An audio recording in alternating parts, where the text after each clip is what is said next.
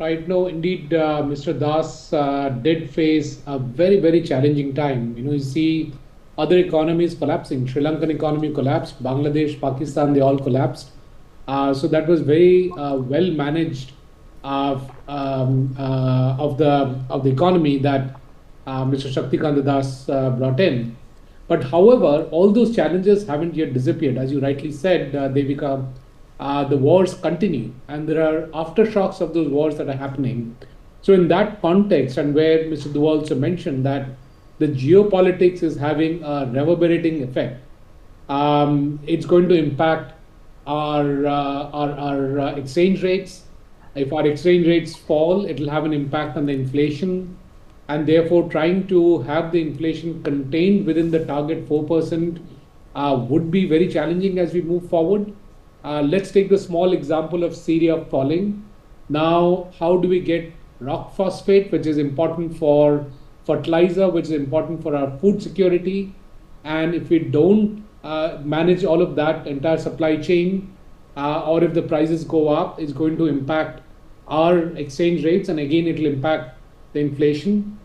In fact, one of the things that you mentioned was CBDC being a focus area. So it'll be interesting to see how the incoming governor is going to use technology such as CBDC to manage issues such as the booming fertilizer subsidy, as an example, because CBDC is perfect for giving direct benefit transfer to the farmers through programmable interfaces.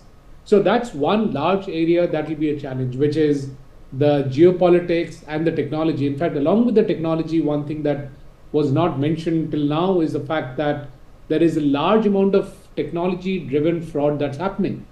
We see that with the Prime Minister coming out in the Man Ki Baat on how the poor or the unsuspecting and the vulnerable sections are being targeted through fraud over UPI and over credit cards and so on and so forth.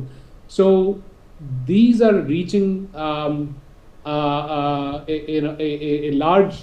It's becoming a virus in itself, and therefore, how does RBI step in and manage it will also be very, very interesting to see. The other age-old conflict that's going on and goes on is the discussion between reducing the interest rate, managing inflation, and not impacting growth. So obviously, if the inflation rates are kept high, that manages inflation, and inflation is kept under check.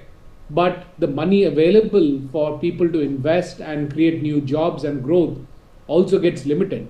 And so it's a trade-off that one has to do, and it's a fine balance, because if we let the interest rates come down, obviously there'll be growth, but the inflation is going to take away the ability to buy goods from the very poor of the society, and that's a very fine balance that continues to be managed.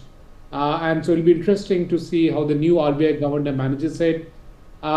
Just a side note, he's also my senior from my college in IIT.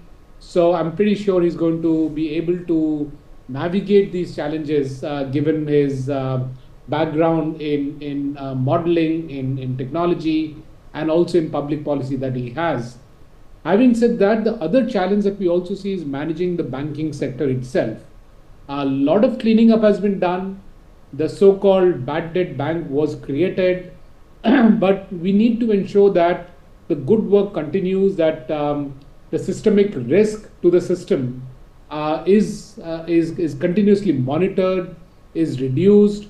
We have seen very harsh actions being taken against fintech because of the need to control systemic risk. So we need to ensure that that continues, that as an economy, the financial system should not collapse. There should be no systemic risk. But at the same time, the new age fintech should be guided in a manner that they grow without impacting or adding to the systemic risk in the country. And these are challenging questions. In fact, we have seen that with the election of President Trump, there is a newfound enthusiasm for cryptos. Now, for anyone who is into economics and will look at the impact of crypto on Indian economy per se, Yes. will clearly come to the conclusion that that's not something which is good. And therefore, how does the new governor manage that becomes a challenge. And there are plenty more issues that I can list. It's going to be a very complex job that the incoming governor will be looking at.